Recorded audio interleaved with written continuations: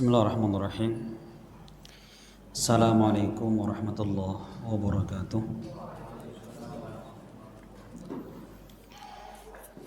Innal hamdalillah nahmaduhu wa nasta'inuhu wa nastaghfiruh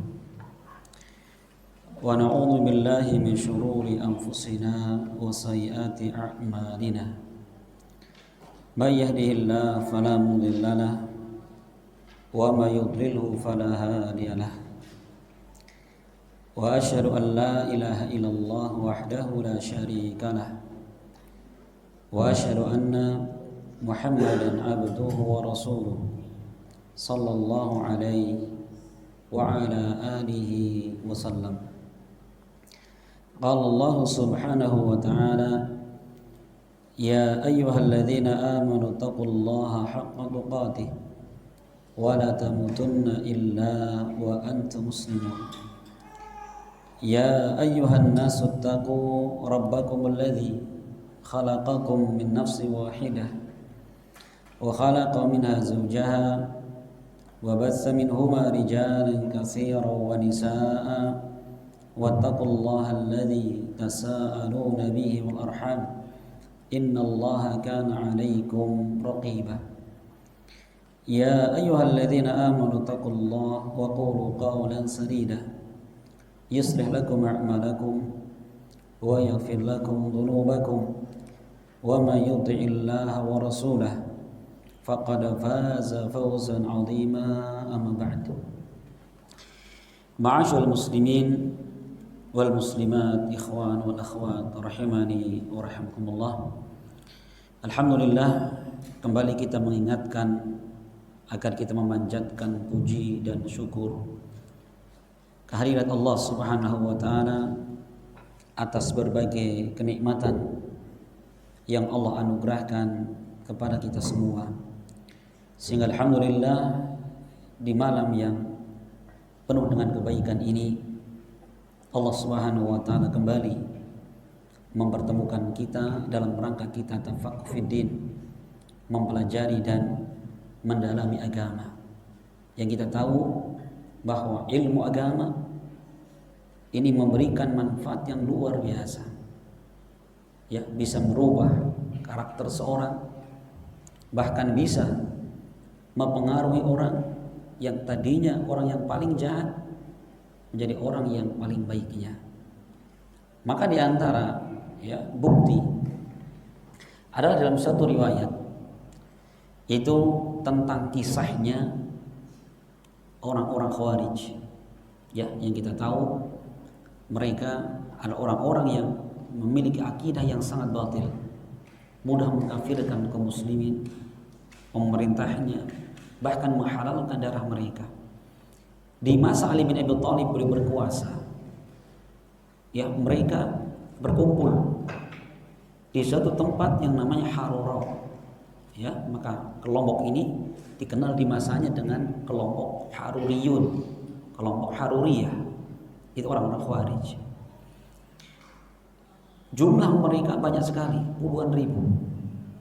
Ya, seandainya mau menumpas gerakan ini memerlukan biaya luar biasa, memerlukan pasukan minimal yang sepadan, memerlukan persenjataan, memerlukan logistik dan lain sebagainya. Maka saat itu Abdullah ibn Abbas, bahrul ilm, ya, lautan ilmunya para sahabat, beliau datang seorang diri menemui orang-orang Khawarij tanpa membawa senjata, tanpa membawa pasukan, seorang diri. Beliau datang ke markas mereka. Yang beliau ceritakan, ketika kami datang ke sana, kita mendapati dari jauh ini sudah terdengar suara seperti suara lebah. Itu apa maksudnya? Saking mereka sedang membaca Al-Quran dalam masjid.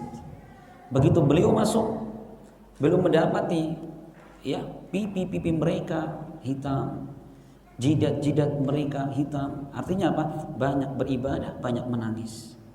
Maka Abdullah bin Abbas meminta untuk berdialog dengan tokohnya mereka. Abdullah bin Abbas hanya menyampaikan beberapa ayat, beberapa hadis. Apa yang terjadi? Ternyata ada riwayat menyebutkan 1000 di antara mereka bertobat kepada Allah Bahkan ada yang mengatakan jumlah mereka 2000 bertobat kepada Allah. Coba mengalahkan orang 2000, ya perlu energi berapa, perlu dana berapa, tapi hanya dengan ilmu agama, ya luar biasa, menyebabkan mereka kembali dan bertobat kepada Allah Subhanahu wa taala. Dan ini menunjukkan bahwa terkadang kekuatan ilmiah ini lebih berpengaruh daripada kekuatan fisik. Ya, bisa lebih merubah daripada dengan merubah dengan tangan dan kekuatan kita. Maka ya kekuatan ilmiah seperti ini ya penting untuk kita tanamkan pada diri kita, pada ikhwan kita, pada anak-anak kita, agar kita dan mereka hidup selalu suasana ilmiah. Ya. Dan ikhwan wal akhwat rahimani wa rahimakumullah, terlebih kita sedang mengkaji satu risalah yang sangat singkat, yaitu risalah tentang kaidah-kaidah seputar masalah tauhid dan masalah syirik. Pada pertemuan lalu alhamdulillah kita telah menyelesaikan muqaddimah dari penulis kitab Syekh Muhammad bin Abdul Wahhab rahimahullah. Dan sebelum kita melanjutkan masuk kaidah, ya alangkah baiknya kita akan mengulang sedikit. Beliau berkata, fa idza arafta anna syirka idza khalatul ibadat afsadaha wa ahbatal amala wa sara sahibu minal khalidina finnar, arafta anna ahamma ma'alaika ma'rifatu dzalik la'alla Allah ayyukhalisaka min hadhihi syabakah wa hiya asyirku billah. Kata beliau, apabila engkau telah mengetahui bahwa kesyirikan jika mencampuri dalam suatu ibadah afsadah, akan merusak ibadah, wa ahbatal amal, dan akan menghapuskan amal, wa sara sahibu minal khalidina finnar, dan menjadi pelakunya ya kekal di dalam neraka. Sudah kita jelaskan pertemuan yang lalu tentang bahaya dan ngerinya perbuatan syirik kepada Allah Subhanahu wa taala, ya dengan perincian dari dalil-dalil yang sudah kita sebutkan. Maka kata beliau, arafta anna ahamma ma'alaika ma'rifatu dzalik. Maka hal itu ya engkau menjadi mengenal bahwa perkara yang terpenting untuk engkau adalah engkau mengenal tentang apa itu syirik, ya, dan apa itu tauhid, ya, agar kita ini mengetahui dengan pasti apa syirik apa tauhid. Ya, la'allallaha ayyukhalisaka min hadhihi syabakah. Semoga Allah Subhanahu wa taala ini melepaskan ya engkau dari jerat ini, yaitu syirik kepada Allah Subhanahu wa taala. Asyik di sini menggambarkan bahwa syirik itu merupakan jerat. Tahu jerat? Ya, misalkan ikan ya, di situ ada jaring. Ikan begitu masuk ke jerat, kalau dia meronta, bagaimana? Bukannya lepas dari jaring, justru semakin dia terikat, ya, dan bahkan bisa mati terkena jaring tersebut. Maka digambarkan Syekh bahwa kesyirikan sekali orang masuk ke dalamnya, ya luar biasa.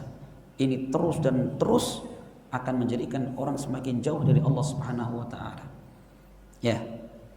Alladzi qala Allah taala fi, yang Allah berfirman tentang bahaya syirik, innallaha la yaghfiru an yushraka bih wa yaghfiru ma duna dzalika liman yasha.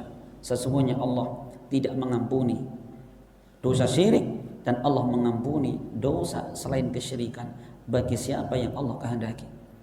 Ya, pada pertemuan yang lalu sudah kita singgung sedikit syirik apa yang Allah janjikan tidak akan diampuni, akbar atau ashar. Pendapat yang kuat wallahu a'lam bishawab, ya, bahwa yang Allah tidak ampuni adalah kedua-duanya, syirik akbar dan syirik ashar. Mati masih membawa syirik, bagaimana? Dia tidak akan Allah ampuni. Dari sisi mana? Para ulama ketika berdalil dengan ayat ini, Allah mengatakan innallaha la yaghfiru an yushraka bih. Ini konteks kalimat ini, la yaghfiru, nafi. Kemudian di situ ada an yushraka bih. Dalam kaidah bahasa Arab an masdariyah. Di kalimat masdariyah ini itu tersimpan di dalamnya masdar yang tersembunyi. Apa di situ? Kalau kita tampakkan yaitu syirkan bihi. Innallaha la yaghfiru syirkan bihi. atau isyrakan bihi, Allah tidak akan mengampuni kesyirikan kepadanya. Maka masuk dalam kaidah kata para ulama bahwa di sini syirkan nakirah fi siyakin nafi yufidul umum. Dan kalimat nakirah dalam konteks pembicaraan nafi memberikan faedah keumuman, yaitu maksudnya Allah tidak mengampuni segala dosa syirik, baik syirik akbarnya maupun syirik asgharnya. Ya, syirik akbar maupun kecilnya Allah tidak ampuni. Ya, maka ini menunjukkan betapa mengerikannya perbuatan syirik kepada Allah Subhanahu wa taala. Allah menjanjikan tidak akan diampuni. Ya. Jadi kewajiban kita mengenal ini. Wa dzalika bi ma'rifati arba'u qawaida dzakaraha Allah taala fi kitabih. Ya, maka hal itu akan tercapai. Kita bisa berlindung dan selamat dari kesyirikan dengan cara apa kata beliau? Caranya adalah bima'rifati, dengan mengenal kaedah-kaedah yang Allah sebutkan di dalam kitabnya, yaitu kaedah yang berkaitan tentang tauhid dan berkaitan tentang syirik.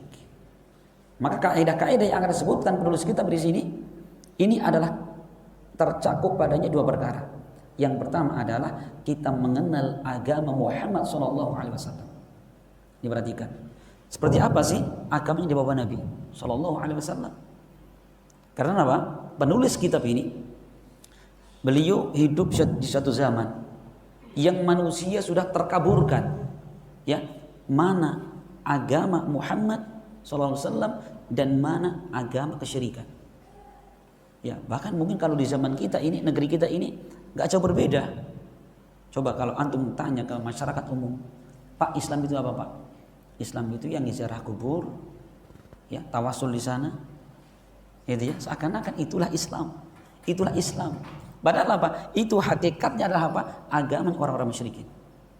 Nah ini ya, maka ini pentingnya kita mengetahui. Ini yang pertama, yaitu kita mengenal agama Muhammad SAW. Dan yang kedua, kita bisa membedakan dari agama Muhammad dengan agamanya orang-orang musyrikin. Ini perhatikan, ini kaidah Masya Allah ya. Keempat kaidah ini kalau saya lihat ini sangat tipis sekali antara agama yang dipahami Rasulullah SAW dan para sahabat dengan agamanya orang-orang musyrik.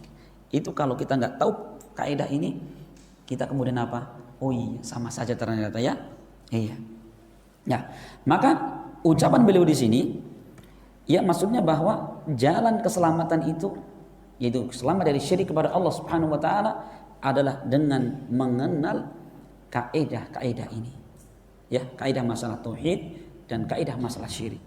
Sekedar kita mengenal tauhid tidak cukup. Ya, melainkan kita juga mengenal apa itu syirik, bagaimana bentuk-bentuknya dan apa bahayanya. Ya, itu harus keduanya. Kita mengenal sunnah, mengenal bid'ah. Mengenal ketaatan, mengenal kemaksiatan. Mengenal tauhid, mengenal syirik.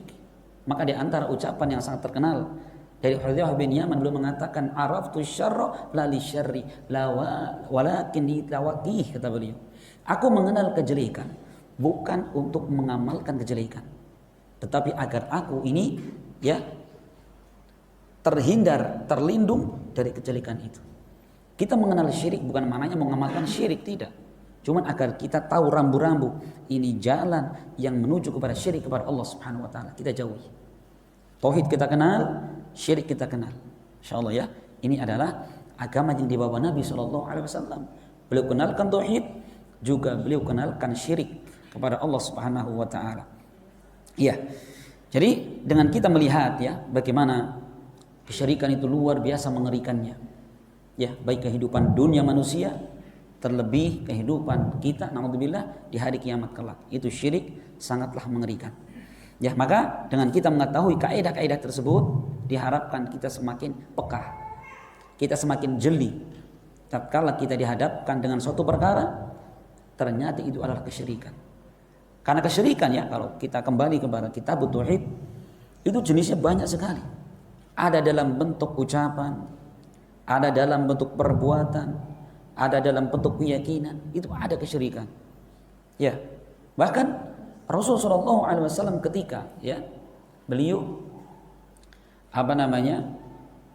bertemu dengan seorang kaum muslimin dengan kalangan para sahabat yang baru masuk Islam. Ya, beliau mengatakan kepada Rasul, memuji Rasul, laulallahu wa anta lakana kadza wa kadza. Ya Rasul, kalaulah bukan Allah dan engkau, waduh, nih saya akan menimpa saya ini dan ini. Gitu ya, Masya Allah. Kalimat seperti ini kita sering dengarkan. Kalaulah bukan Allah dan Anda, waduh, itu masih nyebutin Allah Subhanahu wa taala. Rasul ketika menyebutkan kalimat seperti itu, apa kata beliau? Ya, anta ja'ala lillahi niddan. Ya, apakah engkau menjadikan aku sebagai tandingan bagi Allah Subhanahu wa taala? Coba. Ya, jangan kamu ucapkan seperti itu, tetapi ucapkanlah laulallahu summa anta. Atau beliau mengatakan aja'altani lillahi niddan, apakah engkau menjadikan aku sebagai tandingan bagi Allah? Jangan ucapkan seperti itu, tapi ucapkannya laulallahu summa anta. Kalaulah bukan Allah kemudian Anda. Coba ini bagaimana Rasul sallallahu alaihi wasallam beliau meluruskan masalah tauhid walaupun dalam bab ucapan. Walaupun dalam bab ucapan beliau luruskan. Ya. Lah orang sekarang Masya Allah kita mendapatkan suatu manfaat dari orang lain. Boro-boro menyebutin Allah Subhanahu wa taala, lupa sama Allah. Waduh Pak, nek orangnya jenengan wis bakal mati. Ya, kita kecelakaan, Masya Allah ada orang nolong kita nggak jadi kecemplung ke jurang. Apa ucapannya? Waduh, nek orang nana Pak Ali mati nyong kita. Masya Allah, seakan-akan yang memberi keselamatan Pak Ali. Ya, lupa kepada Allah Subhanahu wa taala. Rasul ketika mendengarkan ucapan kalaulah bukan Allah dan Anda, beliau mengatakan, apakah engkau menjadikan aku sebagai tandingan bagi Allah? Orang zaman sekarang mengatakan melupakan Allah Subhanahu wa taala. Kalaulah bukan Anda, bukan fulan, nggak tahu jadi apa saya ini. Masya Allah, ini menunjukkan ya darurat tauhid ini, darurat syirik kepada Allah Subhanahu wa taala di mana-mana. Ini disebabkan karena kejahilan terhadap perkara-perkara tauhid. Ya, maka ini semua menunjukkan kepada kita tentang bahaya kesyirikan. Dan perlu kita perhatikan teman-teman sekalian bahwa kesyirikan itu bisa menyesatkan pemahaman dan akal seorang. Coba orang kalau sudah terjangkit penyakit syirik itu akal sehatnya hilang. Coba antum bayangkan. Ya, coba antum bayangkan. Cuman beli bambu harganya 1 miliar. Bambu Mas. Bambu sih kalau kita beli bambu yang betul bukan sekedar satu ros ya. Satu ini paling 30.000, 20.000. Ini beli bambu cuman panjangnya 30 cm harganya 1 miliar. Coba akalnya kemana itu? Bambu apa namanya Pak? Bambu kayak gini namanya apa ini Pak? Bambu lope-lope. Itu mahal sekali. Apa yang menjadikan ini? Ya luar biasa kesyirikan kepada Allah Subhanahu wa taala menghilangkan akal yang sehat. Ya, maka orang-orang mentauhidkan Allah Subhanahu wa taala, dialah orang-orang yang cerdas, dialah orang-orang yang mempergunakan akal sehat mereka. Ya. Kita baca teman-teman sekalian dari kaidah yang pertama. Ya, antum cermati Masya Allah ya. Ini kaidah kalau kita pahami manfaat sekali. Qala al-muallif al-qaidatul ula. Berkata muallif, kaidah yang pertama. Anta alama annal kuffar alladzina qatalahum Rasulullah sallallahu alaihi wasallam muqirrun bi anna Allah ta'ala huwal khaliq al-mudabbir wa anna dzalika lam yudkhilhum fil Islam. Kaidah yang pertama. Engkau mengetahui bahwa orang-orang kafir yang Rasul sallallahu alaihi wasallam memerangi mereka, ternyata mereka menetapkan bahwasanya Allah yang mencipta, Allah yang mengatur. Perhatikan. Bahkan kalau antum tambahkan Allah yang menciptakan, Allah yang mengatur, menghidupkan, mematikan, memberikan rizki. Orang musyrik di zaman Nabi mereka menetapkan, mereka meyakini. Tapi apa? Wa anna dzalika lam yudkhilhum fil Islam. Tetapi hal tersebut tidak memasukkan mereka ke dalam Islam. Masya Allah ya, perhatikan sekalian. Ini kaidah perlu kita cermati. Ya, jangan kita anggap bahwa orang musyrik itu, orang kafir itu, mereka seperti model Suyu'iyun semua, orang komunis semua. Tidak.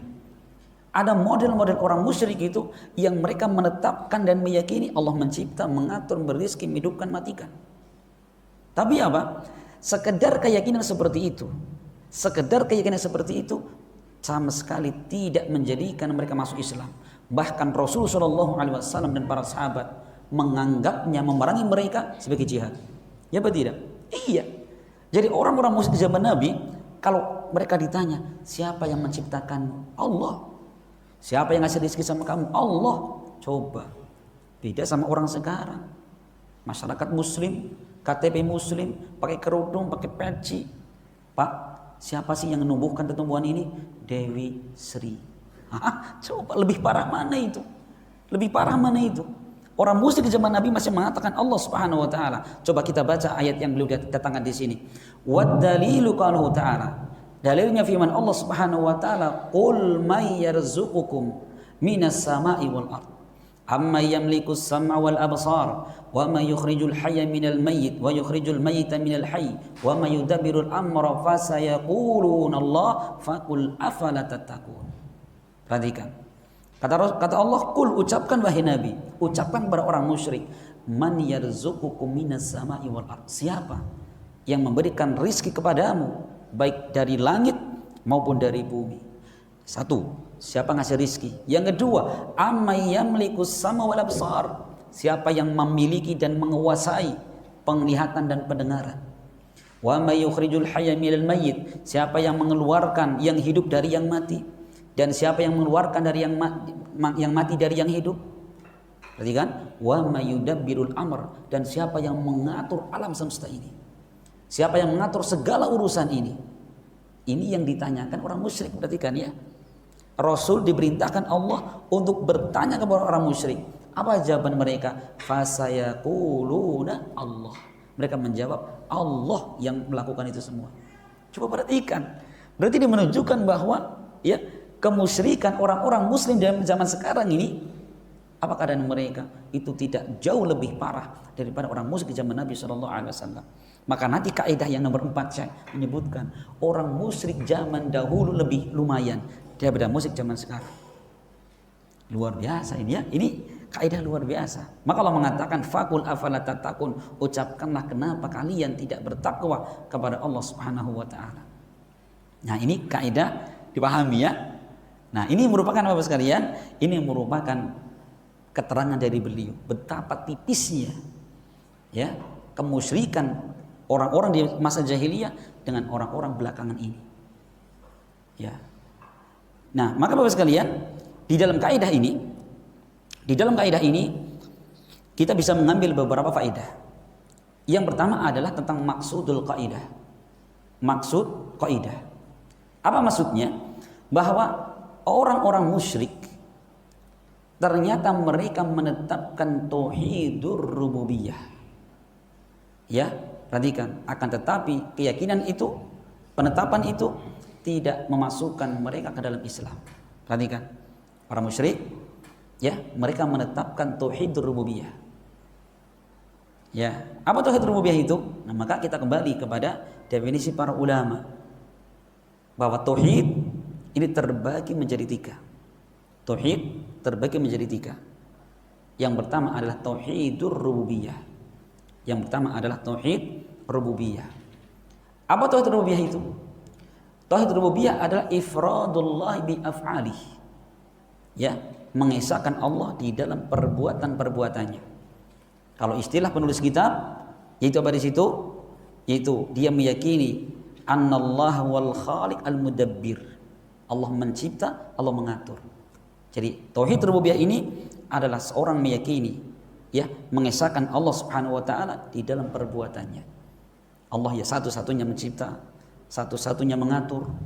Ya, karena Allah Subhanahu wa taala dalam ayatnya berfirman, "Ala lahul khalqu wal amr. Tabarakallahu rabbul alamin." Ketahuilah, lahul khalq hanya milik Allah. Perhatikan. Penciptaan dan pengaturan. Ya, jadi penciptaan dan pengaturan hanya milik Allah Subhanahu wa taala. Dari mana kok kita katakan hanya milik Allah? Karena di situ Allah mendatangkan dengan jar majrur mutaqaddam yang didahulukan. Harusnya secara gramatika bahasa Arab harusnya ala al khalqu wal amru lahu.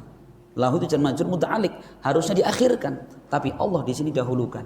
Ala lahul khalqu wal amru. Apa faedahnya? Disebutkan para ulama, taqdim ma haku ta'khir yufidul hasra wal ikhtisas. mendahulukan sesuatu yang harusnya diakhirkan, memberikan faedah pengkhususan dan pembatasan. Ini menunjukkan bahwa hak penciptaan, pengaturan hanya milik Allah Subhanahu wa taala. Hanya Allah yang bisa. Mungkin Anda bertanya, Ustaz, bukankah di sana ada orang menciptakan pesawat, menciptakan ini dan itu? Ya, memang dalam bahasa Arab yang namanya penciptaan ada dua. Al-khalq ada dua. Yang pertama adalah ijad dan yang kedua adalah at-takwin. Ijad adalah apa? Yaitu menciptakan sesuatu yang tidak ada contoh sebelumnya, tidak ada bahan-bahannya dan lain sebagainya. Allah adakan. Ya, untuk ijad ini hanya Allah yang mampu. Adapun yang kedua at-takwin. Takwin itu adalah sekedar menggabungkan satu bentuk pada bentuk yang lainnya. Coba sekarang, pencipta katakanlah pesawat, apakah tiba-tiba mereka bikin sendiri tanpa bahan, tanpa ada pengetahuan sebelumnya? Gak mungkin. Mereka melihat pesawat, melihat burung, kata mereka, burung bisa terbang. Akhirnya mereka pikir, cari bahan-bahan, kumpulkan jadi pesawat. Itu ya. Sedangkan Allah Subhanahu wa taala tatkala menciptakan langit dan bumi dengan istilah badi'us samawati wal ard. Allah adalah badi, yang mencipta, yang mengadakan sesuatu yang sebelumnya belum ada sama sekali. Allah ciptakan langit dan bumi itu. Maka Allah namakan dengan badi' as-samawati wal ard. Itu ya. Ini tentang tauhid rububiyah. Tentang tauhid rububiyah. Kita meyakini ya Allah Subhanahu wa taala satu-satunya yang mencipta, mengatur, memberikan rezeki. Ini yang pertama. Nah, orang musyrik mereka meyakini satu bagian ini. Sekarang bagian yang kedua yaitu tauhidul uluhiyah. Tauhidul uluhiyah yaitu istilah yang paling gampang disebutkan para ulama, ifradullahi fil ibadah. Mengesahkan Allah di dalam ibadah. Ya, mengesahkan Allah dalam ibadah. Apa itu ibadah? Sudah kita sebutkan, antum sudah pelajari dalam usul salat saya. Ya, di antara ibadah adalah doa. Di antara ibadah adalah khauf, doa, khauf, roja, berharap, ya, tawakal, inabah, kembali kepada Allah Subhanahu wa taala. Itu semua ibadah.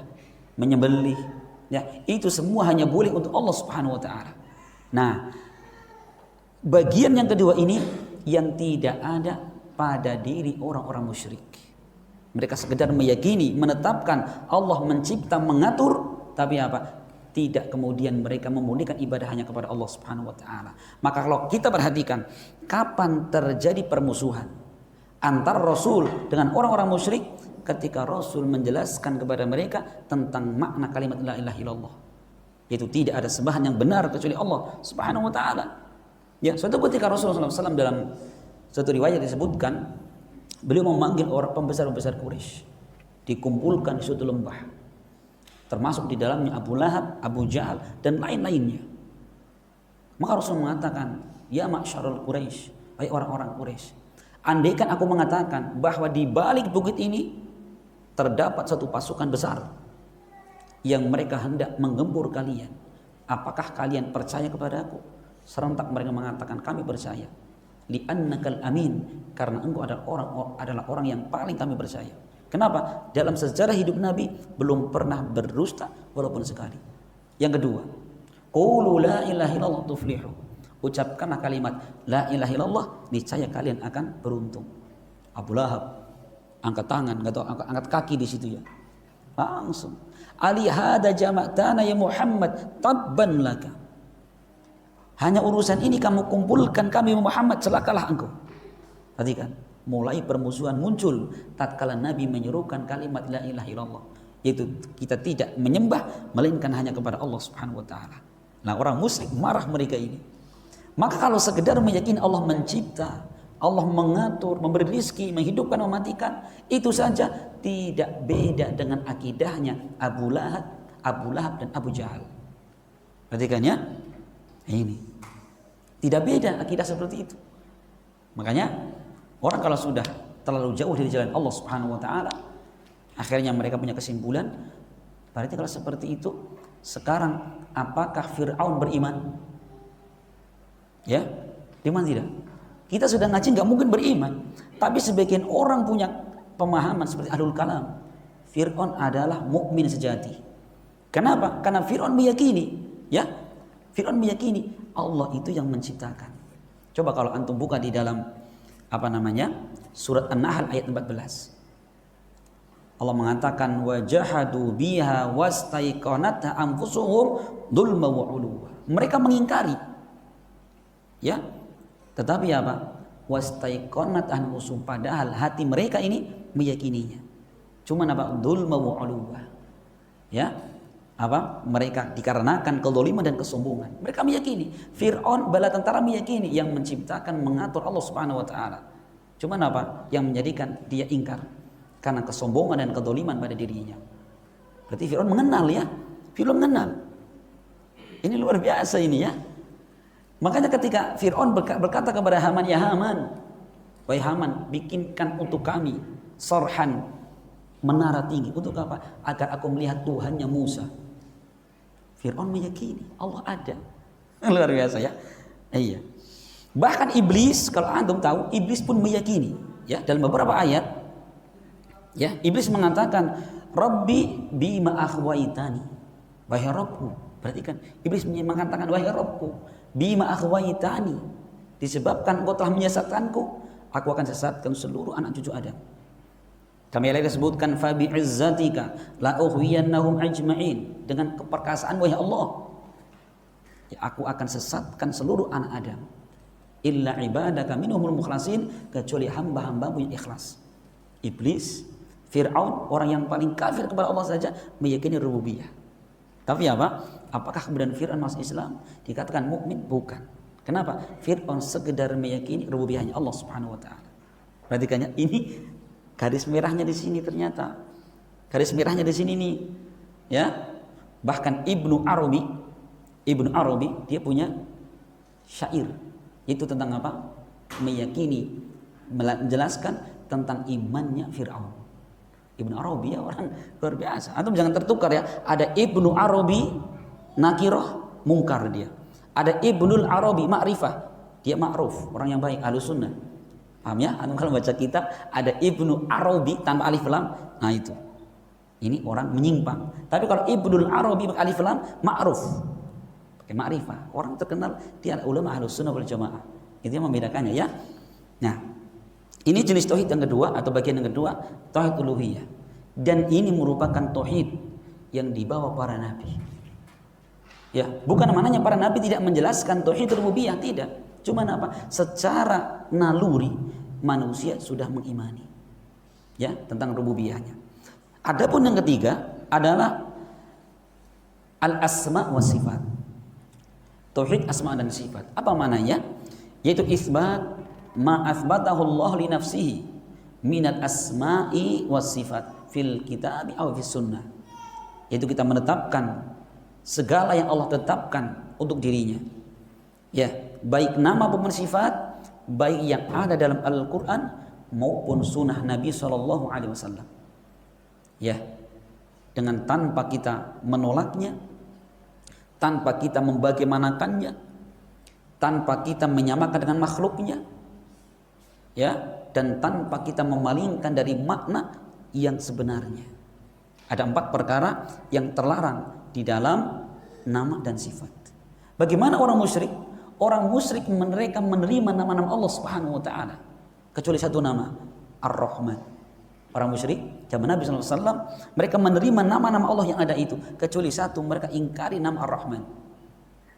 Ya, maka Allah sebutkan ayyama tad'u falahu asmaul husna. Ya, qulillah ar-Rahman ayyama tad'u, ucapkanlah, ya, berdoalah kalian kepada Allah atau kepada Ar-Rahman, apapun yang ucapkan maka milik Allah nama-nama yang baik. Ini perhatikan, ya, ini tentang nama dan sifat. Orang musyrik tidak mengingkari nama-nama Allah Subhanahu wa taala kecuali satu nama, yaitu nama Ar-Rahman. Ini kandungan yang kedua, bahwa dalam kaidah ini, yaitu Syekh menjelaskan kepada kita tentang bahwa orang musyrik itu mereka hanya mengimani satu bagian dari tauhid, yaitu hanya mengimani dalam tauhid rububiyah. Ustaz, antum menyampaikan tauhid terbagi menjadi 3. Mana dalilnya? Mana dalilnya? Itu, ya. Jangan-jangan trinitas itu. Trinitas, jangan-jangan. Ya. Tuhan Bapa, Tuhan Ibu, Tuhan adik kakak. Itu nanti bukan trinitas ya. Jadi siapa sih yang pertama kali kemudian mengatakan tauhid terbagi menjadi 3? Ternyata yang pertama kali di antaranya Al-Imam Abu Hanifah. Kemudian Ishaq. Ya. Dan ulama-ulama yang hidup di zaman Imam Abu Hanifah. Abu Hanifah hidup di zaman apa ini? Ya, para ulama khilaf. Para ulama khilaf. Apakah Abu Hanifah hidup di zaman tabi'in atau tabi'ut tabi'in? Yang sahih, Abu Hanifah hidup di zaman tabi'ut tabi'in. Dan keempat imam mazhab itu semua hidup di zaman tabi'ut tabi'in. Kecuali Imam Abu Hanifah dikhilafkan para ulama, apakah tabi'in atau tabi'ut tabi'in. Seandainya beliau tabi'in, berarti apa? Beliau langsung mendapatkan dari para sahabat. Seandainya tabi'ut tabi'in, berarti beliau mendapatkan ilmu itu dari kalangan tabi'in, muridnya para sahabat. Ini yang pertama kali. Ya, Abu Yusuf dan lainnya hidup di zaman itu. Mereka menerangkan tauhid menjadi 3. Sekarang apa dalilnya? Itu kan ucapan ulama. Ya, apa dalilnya? Coba kalau kita perhatikan. Jadi para ulama menyimpulkan tauhid terbagi menjadi 3 bitatabbu wal istiqra, dengan mentelaah dan membaca ayat Al-Quran dan hadis Nabi SAW.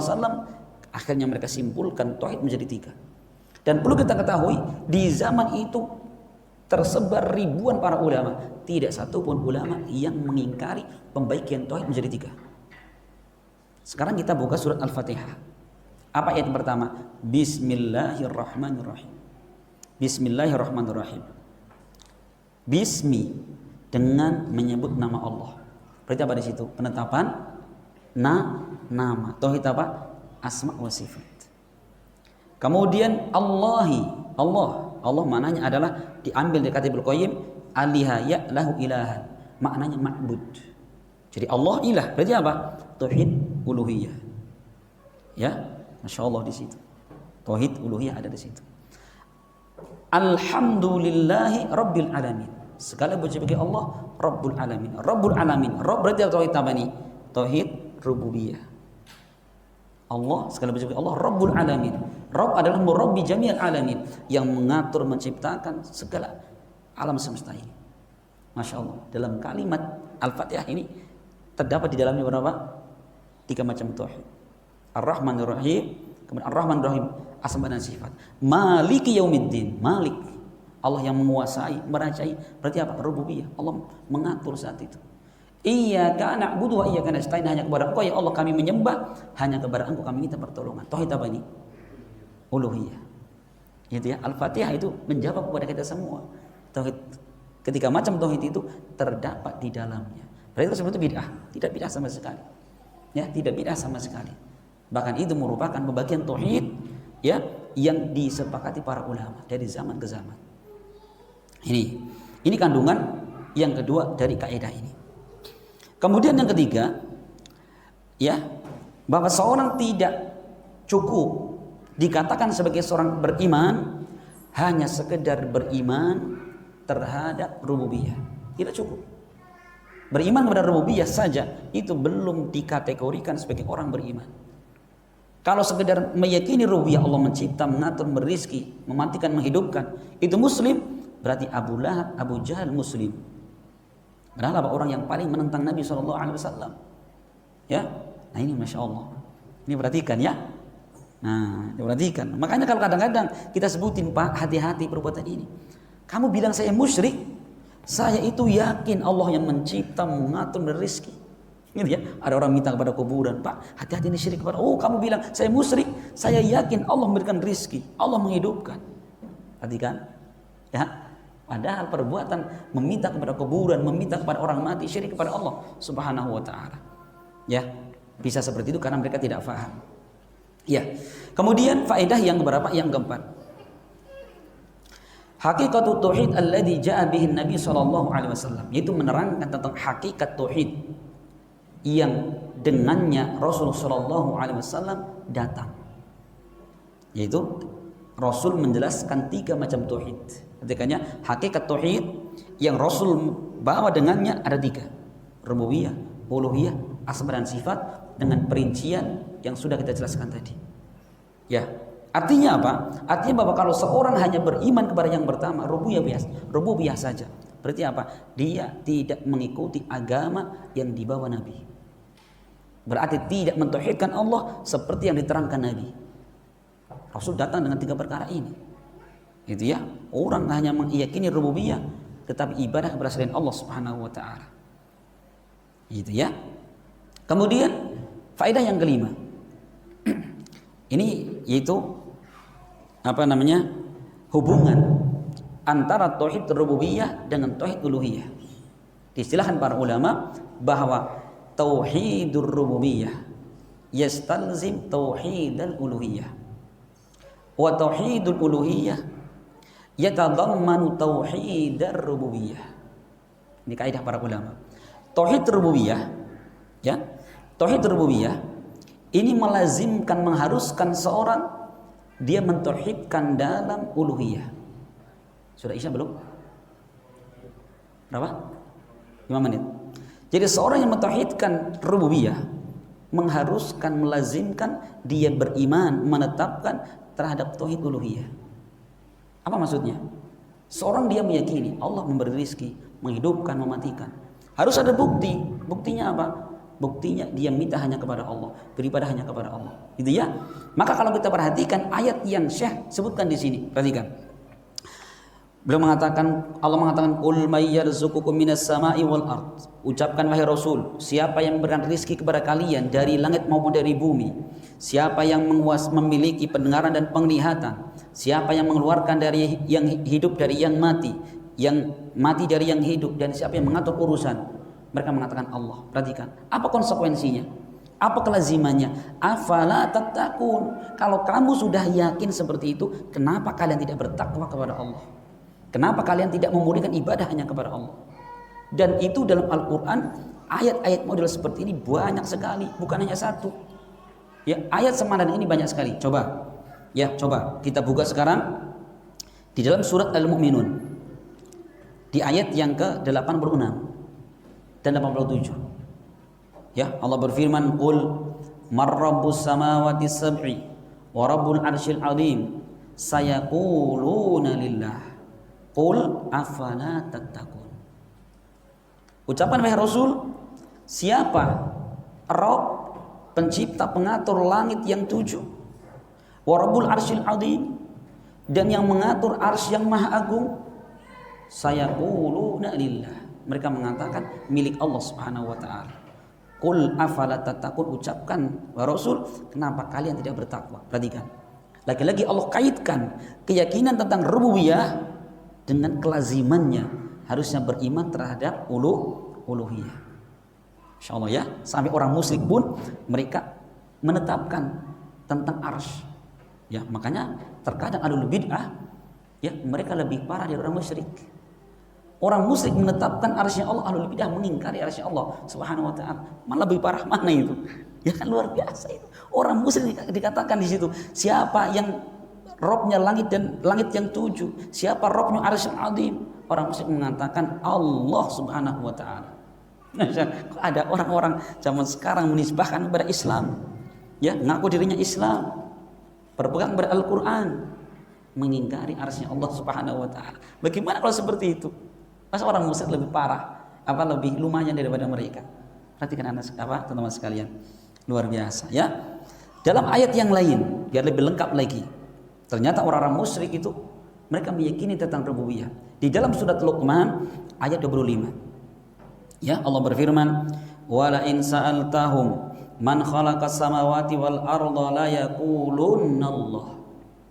Jika engkau bertanya kepada mereka wahai Rasul, siapa yang menciptakan langit dan bumi, la yaqulunna. Perhatikan, Allah datang dengan lam taukid, waqi'ah ba'dal qasam, yang terletak setelah sumpah yang disembunyikan, wallahi, ya. Kemudian datang lagi dengan nun taukid, niscaya dan pasti mereka mengatakan Allah yang menciptakan langit dan bumi. Coba, insyaallah ya, orang musyrik mereka paham sekali yang menciptakan itu semua adalah Allah Subhanahu wa taala. Sekali lagi, bersama dengan itu tidaklah kemudian menjadikan mereka masuk ke dalam Islam, tidak menjadikan terjaga darah dan harta mereka. Allah tetap memerangi mereka, ya, Allah tetap menawan mereka dan lain sebagainya. Ya, Masya Allah. Dalam ayat yang lain sudah masuk Isa nggih? Masuk Isa? Belum? Kayak ada. Nah. Dalam ayat yang lain terdapat di dalam surat Al-Ankabut ayat 61. Allah berfirman, "Wala in sa'altahum man khalaqas samawati wal arda wa sakhkhara syamsa wal qamar la yaqulunna Allah fa anna yufakun." Jika engkau bertanya kepada mereka wahai Rasul, siapa yang menciptakan langit-langit dan bumi, dan siapa yang menundukkan matahari dan bulan? Perhatikan, itu semua rububiyah. La yaqulunna Allah, niscaya orang musyrik mengatakan Allah yang melakukannya. Fa anna yufakun, kenapa kalian berdusta? Kenapa kalian berdusta? Kenapa kalian mendustakan Allah dan Rasulnya? Coba, ini kan konsekuensi ya. Kamu yakini seperti itu, tapi nggak mau beriman. Luar biasa. Berikutnya masih di dalam surat Al-Ankabut ayat ke-63. Allah berfirman, "Wala in sa'altahum man nazzala minas sama'i ma'an wa ahya bihil arda min ba'di mautiha la yaqulunna Allah qulil hamdulillah bal aktsaruhum la yaqilun." Perhatikan, jika engkau bertanya kepada mereka, siapa yang menurunkan air dari langit, menurunkan hujan,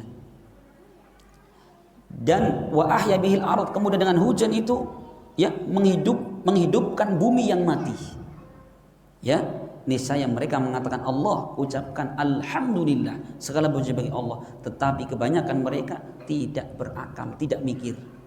Coba, kalau orang musyrik ditanya siapa yang menurunkan hujan, Allah. Coba, nah, orang zaman sekarang apa?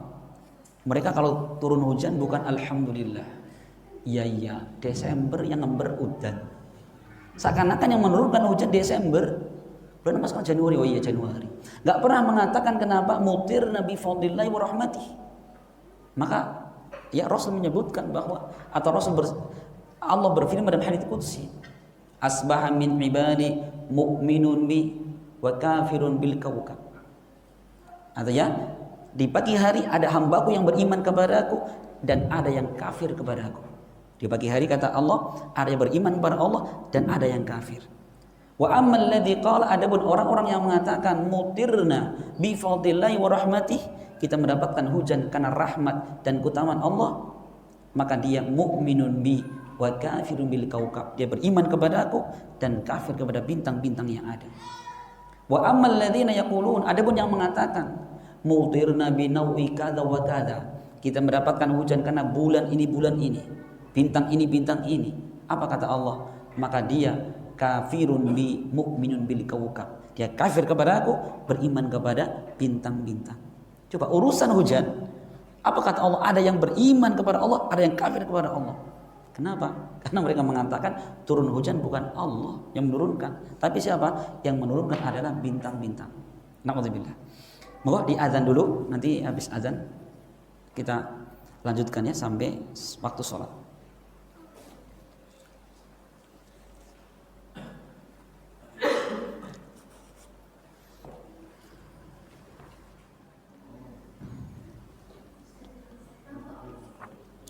Bismillah, kita lanjutkan sebentar ya. Sebentar, barang 10 menit. Kita kembali kepada kaidah tadi. Jadi di antara kesimpulan kaidah ini bahwa menetapkan tauhidur rububiyah ini mengharuskan, melazimkan dia menetapkan tauhidul uluhiyah. Ya. Maka dalam banyak ayat yang kita bacakan tadi, ketika Allah tanya siapa yang menciptakan, mengatur, memberi rezeki, apa Allah tutup? Afala tattaqun. Kenapa kalian tidak bertakwa kepada Allah? Kenapa tidak tunduk kepada Allah, tidak mentauhidkan Allah Subhanahu wa taala? Ini merupakan konsekuensi. Adapun yang kedua, wal imanu bil uluhiyah yatadamman tauhidur rububiyah. Beriman terhadap uluhiyah ini sudah terkandung di dalamnya tauhidur rububiyah. Artinya apa?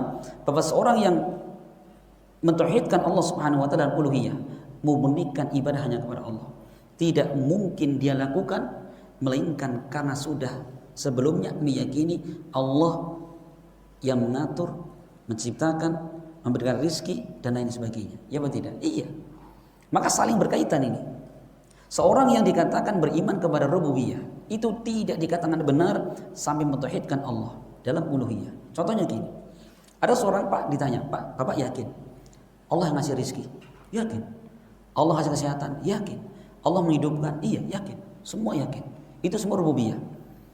Kemudian setelah dia melihat ternyata apa? Dia meminta kepada pohon. Dia minta kepada orang sudah mati, Roro Kidul misalkan. Apakah dia berarti benar keyakinan rububiyahnya? Tidak. Bukti kalau dia benar dalam keyakinan rububiyah itu, yang kedua, dibuktikan dengan apa? Yaitu beriman pada uluhiyah. Kalau dia yakin Allah yang mencipta, Allah memberikan rezeki, kalau dia minta hanya kepada Allah, itu. Ya. Nah, model kesyirikan yang kedua ini itu yang tidak dipenuhi oleh orang-orang musyrik di zaman Nabi. Maka dengan keyakinan mereka seperti itu, meyakini Allah mencipta, mengatur dan lain sebagainya, ini tetap kemudian Rasul memerangi mereka. Tetap kemudian tidak dijaga harta dan kehormatan serta nyawa-nyawa mereka. Tetap Rasul dan para sahabat memerangi mereka. Tetap dianggap sebagai musuh. Ya, ini Masya Allah, ini ternyata di situ, letaknya di situ. Maka jangan sampai kemudian kita keliru. Orang beriman itu yang meyakini Allah mencipta, mengatur dan lain sebagainya. Dan Bapak sekalian, keyakinan seperti itu sudah merebak. Sudah merebak. Bahkan ada suatu ketika ada suatu perguruan tinggi Islam itu bikin seminar. Yang nggak tahu dari resmi dari universitas ataukah itu hanya mahasiswa yang bikin. Apa judulnya? Judulnya adalah apa? Apa namanya? Tentang Fir'aun adalah apa? Mukmin sejati. Waduh, kenapa bisa terjadi? Karena mereka tidak memahami kaidah ini. Sekedar meyakini Allah yang sebagai Rabbnya, mengatur, memberikan rizki, itu tidak sama sekali kemudian menjadikan mereka muslim, mukmin, tidak. Harus yang kedua ini, yaitu mengimani terhadap apa?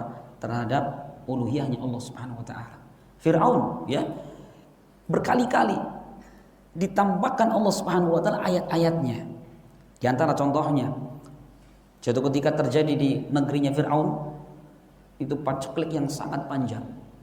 Di Mesir ya, Fir'aun Mesir kan? Nabi Musa alaihissalam saat itu sumur kering. Sampai sungai Nil yang begitu dalam dan luasnya kering semua. Fir'aun tenang saja, tenang. Kita orang kaya, kita bisa beli air dari tempat yang lain. Bisa impor air dari tempat yang lain. Suatu ketika sudah habis sama sekali persediaan air, uangnya menipis, atau bahkan nggak ada yang lagi jual air. Maka orang kata menterinya Fir'aun, ini kalau hari ini sudah tidak ada air lagi, kita mati bareng-bareng. Waduh, gitu ya kata Fir'aun. Ada salah satu menteri mengatakan, coba kita minta kepada Tuhannya Musa. Siapa tahu Tuhannya Musa bisa menurunkan hujan. Oh, bagus ide kamu. Datangkan sini Musa. Sini Musa. Sini Musa. Tuhan kamu bisa menurunkan hujan. Ya tentu, hanya Tuhan kami Allah Subhanahu wa taala yang menurunkan hujan. Ya. Kata Nabi Musa alaihissalam, apakah kalau Allah turunkan hujan, aku berdoa kepadanya, Allah turunkan hujan, kau beriman kepadanya? Tentu, kata Fir'aun. Kata Fir'aun, beriman. Kemudian Nabi Musa berdoa kepada Allah Subhanahu wa taala, Allah turunkan hujan. Yang sekian lama enggak hujan, Allah turunkan hujan. Dengan sebab doanya Nabi Musa alaihissalam. Apa yang terjadi? Dan ucapkan Fir'aun, oh iya, udah waktunya hujan ya hujan. Perhatikan kalimat apa itu Bapak sekalian? Mengingkari Allah Subhanahu wa taala. Ya, ini ucapan Fir'aun. Mendapatkan hujan bukan mutir nabi badillah, bukan seperti orang Jawa. Turun hujan di Desember ya hujan. Ternyata ucapan itu mirip sekali dengan ucapannya siapa? Bang Fir'aun. Itu hati-hati ya. Makanya kita mentauhidkan Allah itu biasakan. Orang yang mentauhidkan Allah itu kelihatan dari tutur katanya. Mendapatkan rezeki enggak? Nih, karena usaha saya ini jempol ini. Makanya berangkat jualan pagi, subuh berangkat langsung, hasilnya top. Kalau nanam kangkung itu cari bibit yang paling top, pupuknya yang paling mantap, gitu. Cangkulnya yang paling dalam, cangkul yang paling dalam. Nanti apa hasilnya melimpah, masya Allah. Ahlu tauhid tidak seperti itu. Kita mendapatkan nikmat apa yang dikatakan alhamdulillah alladzi bi nikmatihi tatimmus shalihat. Segala puji bagi Allah yang dengan nikmatnya lah sempurnalah kebaikan ini. Serahkan kepada Allah Subhanahu wa taala. Tauhid. Ketika mendapatkan musibah sudah disebutkan kemarin bagaimana tidak menggerutu menyalahkan Allah Subhanahu wa taala. Dia mengatakan alhamdulillah ala kulli hal. Segala puji bagi Allah dalam segala keadaan. Mendapatkan musibah memuji Allah Subhanahu wa taala. Kenapa? Di balik musibah itu banyak kebaikan. Itu lisannya ahlu tauhid. Lisannya ahlu tauhid, ya. Masya Allah, dari lisannya kelihatan, kemudian gerak-geriknya pun kelihatan. Ya, orang kalau nggak punya tauhid, ya, dia mendapatkan nikmat joget-joget, wah, di kasur, gitu ya. Begitu ada musibah gini, kayak keropok kena angin, ya. Nggak. Ahlu tauhid, masya Allah, dalam dia berdakwah. Masya Allah, ya, baik dia diterima dakwahnya bersyukur kepada Allah, ditolak dakwahnya bersyukur kepada Allah Subhanahu wa taala, memuji Allah Subhanahu wa taala. Kenapa? Kewajiban kita itu bukan merubah hati orang. Kewajiban kita hanya menyampaikan. Urusan Allah merubah atau dia berubah atau tidak adalah haknya Allah Subhanahu wa taala. Enakan.